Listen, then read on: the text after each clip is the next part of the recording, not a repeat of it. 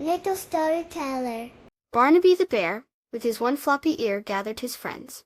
Penelope the fluffy bunny wiggled her nose, and Finley the fox's bushy tail swished with excitement. Today was Barnaby's birthday, and they had a very important job, baking a cake. First, Barnaby announced, "We need flour." Penelope hopped over to a colorful pile of Play-Doh. She patted the soft blue dough with her little paws. "This will be the best flour ever," she giggled.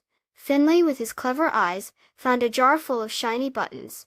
Red, yellow, and blue buttons sparkled like tiny jewels. "These will be our sprinkles," he declared, carefully placing them on a pretend tray. Barnaby carefully stacked colorful layers of Play-Doh on a small plate.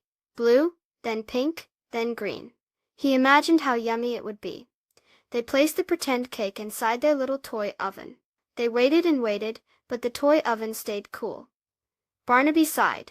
"It's not baking," he said sadly. Penelope patted his arm with her soft paw. "That's okay, Barnaby," she chirped. "It's still a very special cake, because we made it together." Finley nodded, scattering the button sprinkles on top. They sang "Happy Birthday" to Barnaby, and even though they couldn't eat the cake, it was the most wonderful cake ever, because it was made with friendship and fun. Making things together, even pretend things, can be just as joyful as the real thing. Please subscribe. Thank you.